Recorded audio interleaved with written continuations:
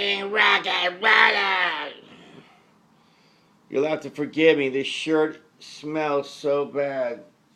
I can barely wear it, but I will not be defeated. And I will put this on like this. Here's a number I penned this morning for you guys. And I'm going to play it especially for you. Well, that old man from Poltergeist 2 really scares the crap out of me. When someone rings my doorbell, I think, what if it's that old guy from Poltergeist 2? And then I get nervous and I look through the peephole with my right eye. And sure enough, it's that freaking old guy screaming, "You're all gonna die! You're all gonna die!"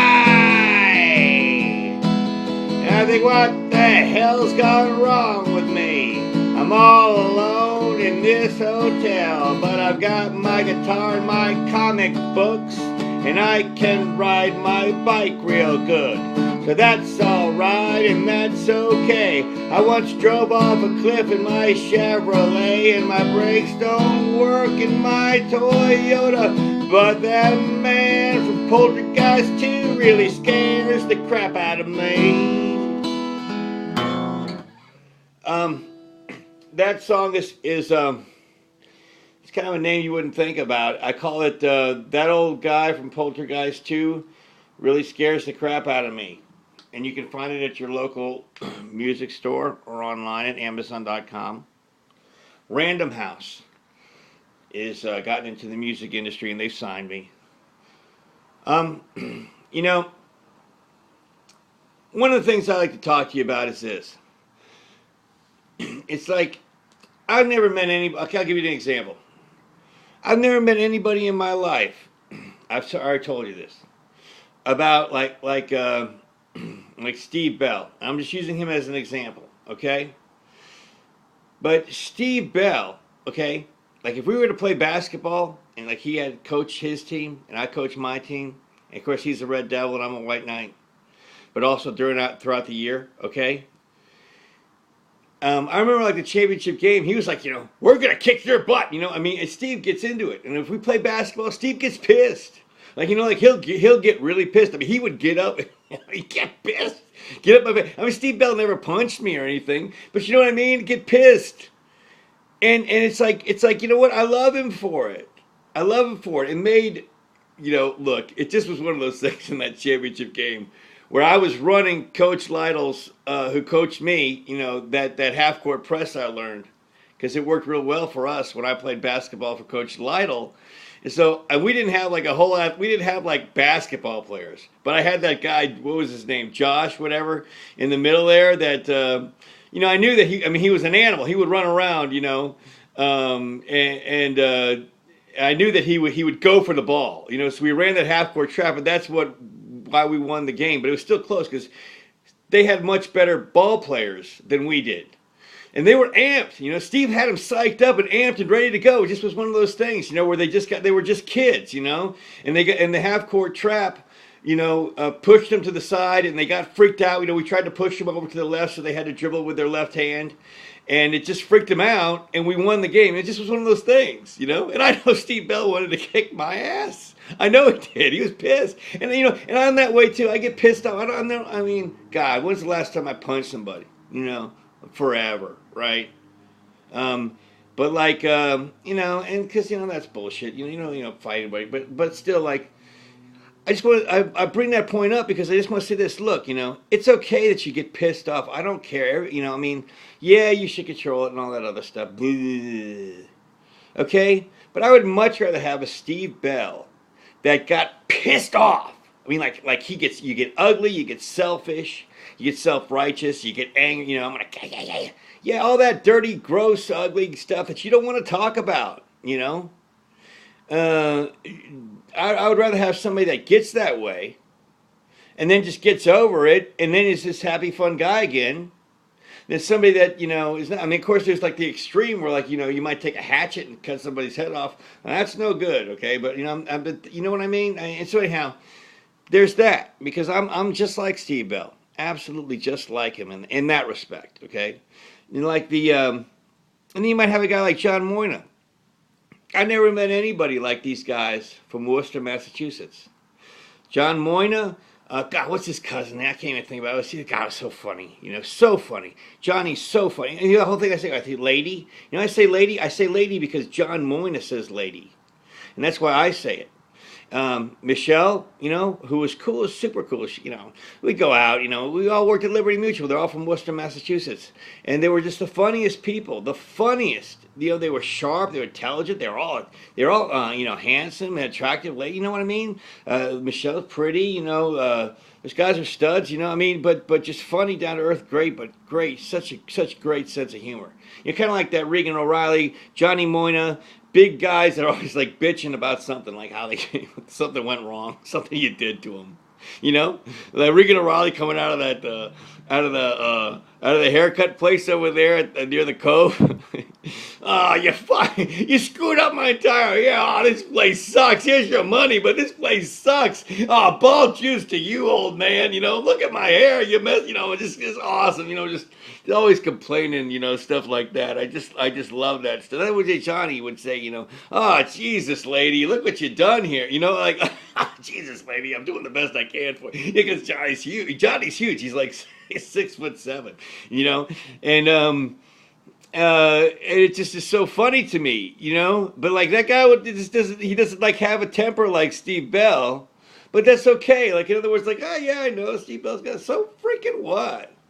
Like all those residual players, the Michael Lamont, the Michael Lamonts out there, the Michael Hans, that group, like where girls are just like, that's the keeper, the keeper. Like, don't underestimate the value of a keeper in a guy relationship, because number one, they think what you do is, they get it. They're funny. It's just that they're more serious people. I'm not saying those guys are not funny. They are funny in their own right, but they're just not crazy. They're more level-headed. Like I said, they're like they're like the dream man for like a beautiful sorority girl. I'm not that. But don't underestimate their value in a relationship like with a bunch of guys, because they're level-headed and they can save your ass, is what I'm trying to say. And like I said, the Seth Hirschstall and Alex Gomes, where they're highly intelligent, but they're less vocal. And they're more quiet, but they get all of it. They get all the subtlety. All right, and you can have like a wild man like Scott Golden. I never met anybody like Scott Golden. Never met anybody like Scott Golden. I mean, it's like I've come across these characters in my life. They're so unique. Like he.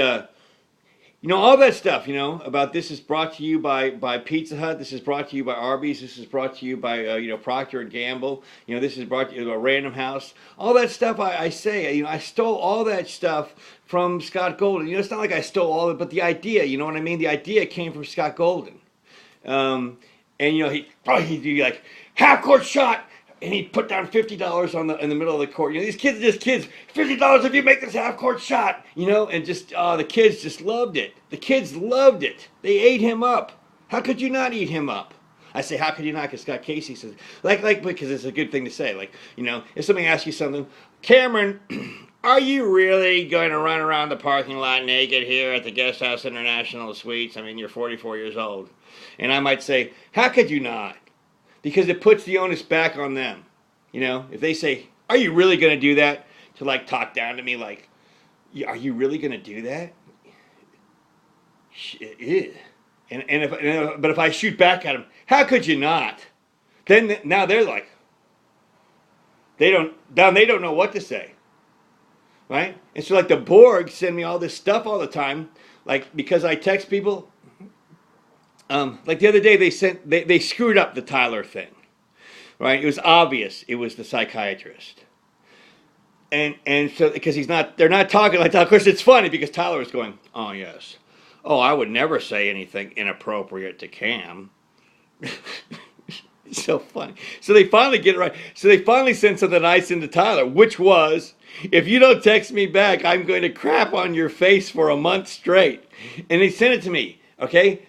And now I know that I sent that to Tyler, but see, that's what Tyler would say to me. So it's like they're trying to teach me a lesson by like sending me things that I send to people. But what they don't understand is that I am not a product of my mother, I'm not a product of my brother, and I'm definitely not a product of my dad. Those three people are completely irrelevant in my life. They never taught me anything. Who taught me things are my friends and my coaches and my teammates, my fraternity brothers, which are my friends, and my girlfriends, brothers and sisters and parents. Okay? And my ex-wife included, of course.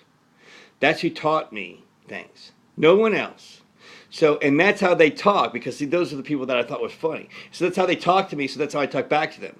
It's just like they're trying to teach me a lesson, like, don't say these things to these people, right? But these are the people that taught me how to talk like that, because that's how we talk in our, you know, that's the vernacular in, Ferguson, Crazyville, okay? Because it's just funny. But the shrinks, because they've been given bad information from all of my friends, I'm very concerned about Cameron. You know, like a Michael Lamont or a Michael Hahn. Even they're not going to talk like that. But you know what I mean? Like, but. But most of my, whatever, they get it, and so, it's just, I'm like, well, what kind of lesson are you teaching me here? I mean, I know, when I'm in a hearing, I shouldn't say, counselor did on his knees and his brows crossed up, like, whatever. That was like an extreme incident, but whatever. A lesson learned is what my point is being. But, in regard to, what's happening right now on Adult Friend Finder, let's look. This was today. Where I say, this is, you see that? It says, holy fart balls, I want to drink your milkshake and say that was a good milkshake. This is situational character actor Tom Thomerson, who once played Bonnie Franklin's love interest on the hit television show One Day at a Time with Valerie Bertinelli. You are hot like a Marie Callender's frozen dinner that I cooked in a microwave oven from 1982, where half of it is still frozen and the other half is boiling.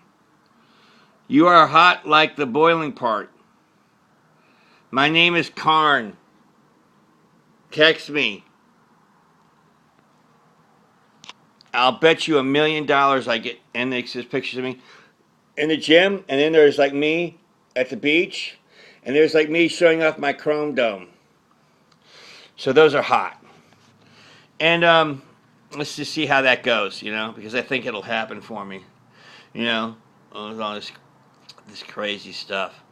To defy the Borg, because they're studying me every step of the way. So I will do all of the bizarre things that I possibly can to like completely screw up their entire evaluation of me. All right, have a super day, rock and rollers!